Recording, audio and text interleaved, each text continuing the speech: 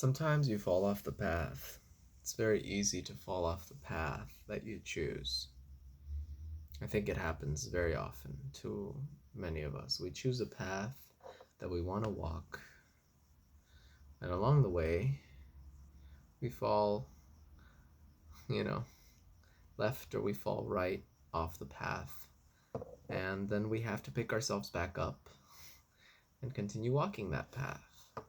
If that is the path we truly believe is the right path,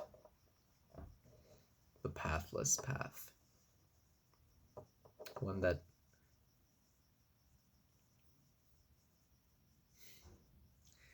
there is no said way. It's your own. You're creating it as you move through life, and that's the most beautiful part of it, right? It's yours. It's your path. And so, as you fall off, there's there's a consciousness within you that notices that you're falling off. Isn't that amazing? Why does it notice that? How and why does it realize that you're falling off the path? And then how and why do you deceive yourself into thinking that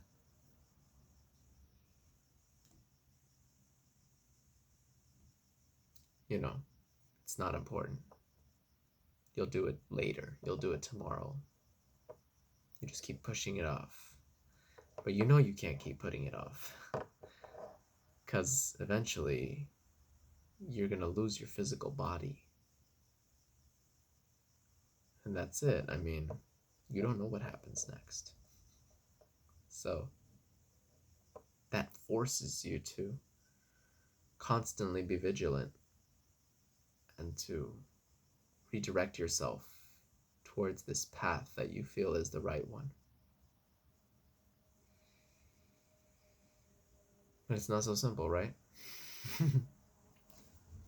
So I recently got injured.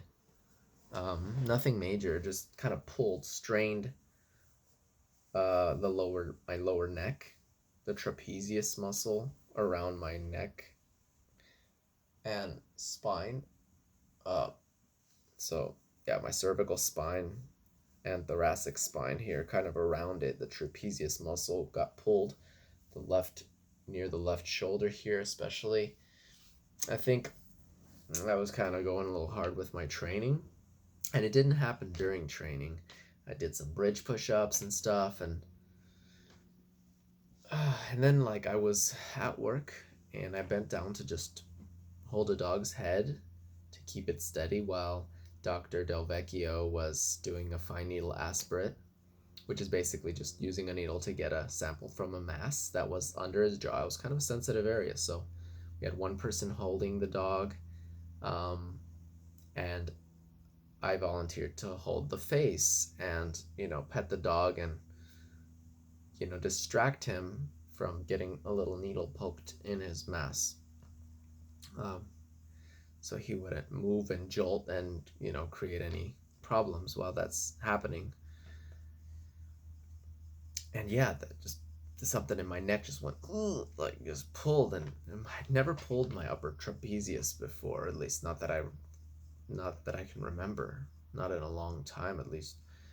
That specific area, it just felt so awkward, and so I've had to, that hurt real bad, and so that's been kind of held me back on my training recently.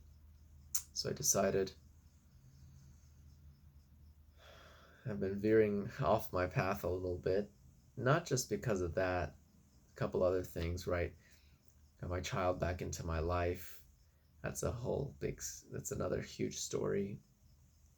I wasn't able to see her for a while, and now I am able to see her, and it has been the greatest joy ever, spending time with my child.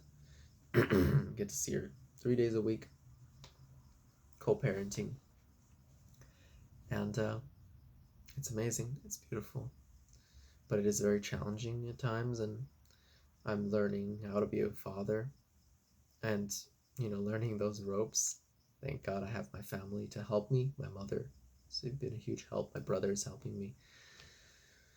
So, that's been a big change in my life. Before that, I just fully was focused on myself. And even then, it was challenging. But now that I have the child, less time to myself, it's kind of thrown another curveball into the loop. And it's another process of growing that I'm going through, learning how to prioritize what's important to me and take everything one step at a time.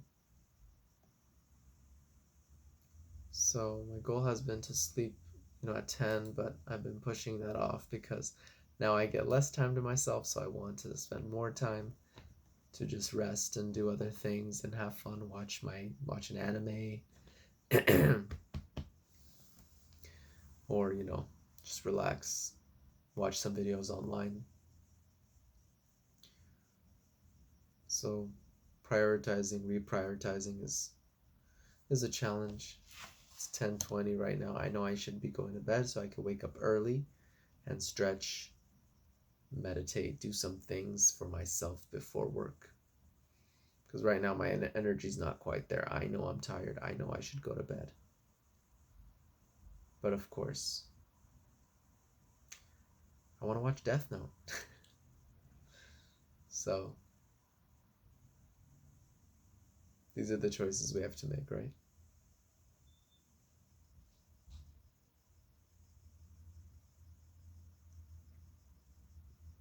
So I'm going to let my muscles heal. Take it easy, but I also need to make sure I'm active about my healing and massaging gently, maybe putting some heat, rubbing some ointment on it. That would be very beneficial. Being relaxed, not being tense. Body awareness is very important.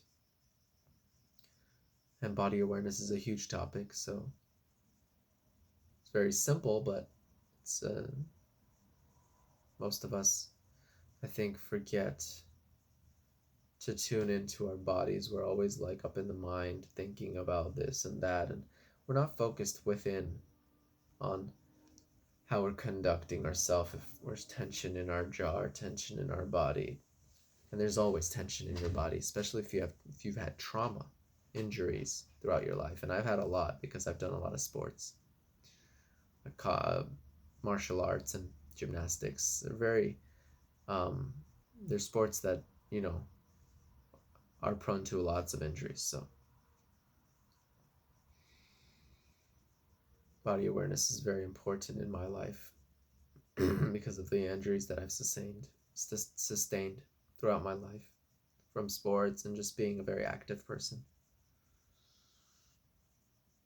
So I have to be very vigilant and careful in how I approach,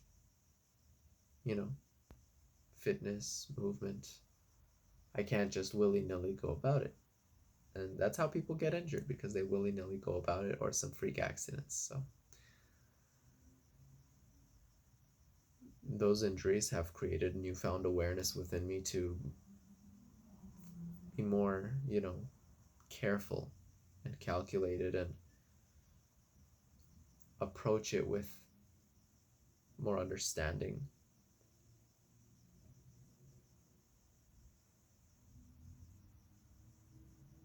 So anyway, that's update onto how things have been going with me. Hope you're doing well.